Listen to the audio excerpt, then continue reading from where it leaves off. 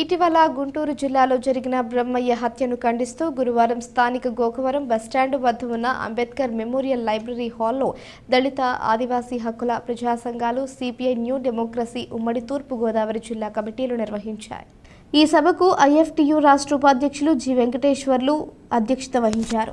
బహుజన political centre రాష్ట్ర coordinator సాధు మాల్యాద్రి, బహుజన రచయిత డెన్నిష్ రాయ్, న్యూ డెమోక్రసీ జిల్లా కార్యదర్శి ఎం దుర్గాప్రసాద్, ఏఐకేఎంఎస్ రాష్ట్ర నాయకులు వేల్పుల నరసింహారావు, జిల్లా అధ్యక్షులు జె సత్యబాబు, కార్యదర్శి పి వెంకటనాయుడు, ఐఎఫ్టియు జిల్లా అధ్యక్షులు ఏవి Ramana, republic party trade union నాయకులు కోనాల లాజరు, రాజమండ్రి నగర కార్యదర్శి కె జోజీ, పీడీఎస్యు జిల్లా అధ్యక్షులు ఆర్ తిరుపతిరావు, పీఓడబ్ల్యూ జిల్లా అధ్యక్షులు కె ప్రసన్న తదితరులు ప్రసంగించారు. ముందుగా బ్రహ్మయ్య చిత్రపటానికి, డాక్టర్ బిఆర్ అంబేద్కర్ విగ్రహానికి పూలమాలలు వేసి నివాళులర్పించారు.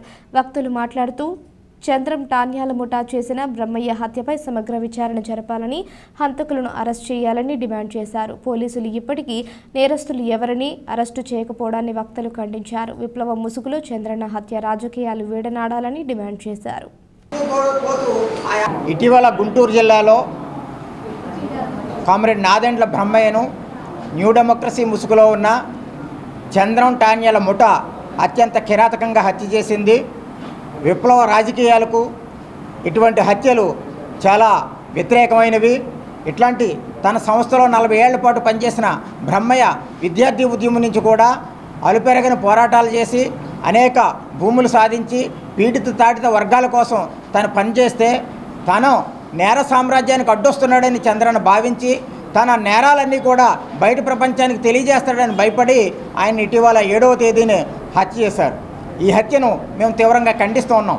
ఉమ్మడి తూర్పుగోదావరి జిల్లాలో దళిత ఆదివాసీ హక్కుల ప్రజా సంఘాలు, అదేవిధంగా సిపిఎంఎల్ న్యూ డెమోక్రసీ పార్టీ ఈ హత్యను తీవ్రంగా ఖండిస్తూ ఉంది. ఈ హత్యకు పాల్పడిన చంద్రన్న ముఠాను తక్షణం అరెస్ట్ చేయాలని, విచారణ వేగవంతం చేయాలని, బ్రహ్మన్నకు న్యాయం చేయాలని చెప్పేసి మేము డిమాండ్ చేస్తూ ఉన్నాం. అదేవిధంగా ఆయన భార్య అరుణోదయ మరి పీడబ్ల్యూఓ సంఘాలలో జిల్లా కార్యదర్శిగా పనిచేస్తూ అనేక నాట్య ప్రదర్శనలు తమ బిడ్డలో 2 ఆడపిల్లలతో కలిసి ఆ పార్టీకి వాళ్ళ ఫ్యామిలీ మొత్తం కూడా త్యాగం చేసినటువంటి అటువంటి విప్లవకారుల పైన నేరారోపణలు మోపి హత్య చేయటం అనేటువంటిది చాలా నేరం. అది కిరాతకమైనటువంటి హత్య.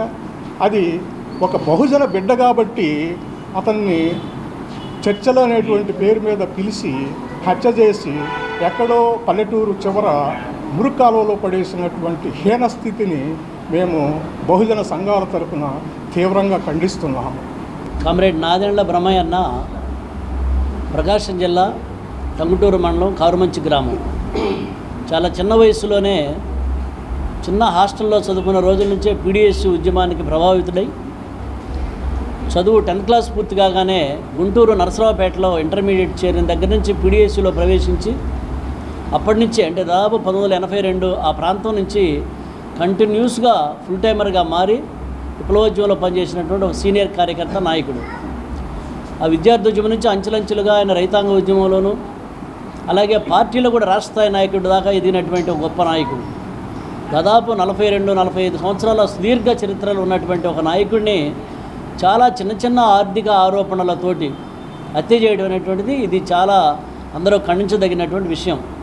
ముఖ్యంగా ఎవరైతే ఆ పార్టీలో తీవ్రమైనటువంటి ఆర్థిక ఆరోపణలకు గురవుతున్న నాయకుడు ఉన్నాడో ఆ నాయకుడు ఇతని మీద తిరిగి కౌంటర్ ఆరోపణలు చేయడం అనేటువంటిది ఖచ్చితంగా ఉద్దేశపూర్వకంగా ఆరోపణలు మోపి సంపాలేటువంటి కుట్ర ఇందులో మనకు కనిపిస్తూ ఉంది.